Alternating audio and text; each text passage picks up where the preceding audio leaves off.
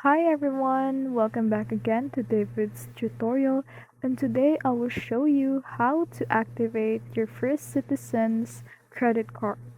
So first of all, you need to call their credit card activation. Just call this number right here, which is the 888-514-6846. Or if you have a debit card, then you should call another number from that. So from the number on the sticker of a new credit card, you'll be asked to enter your 16-digit card number along with some additional information.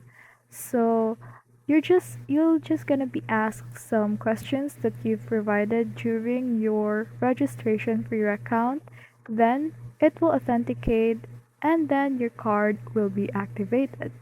And that is all. You can now readily use your card anywhere and everywhere.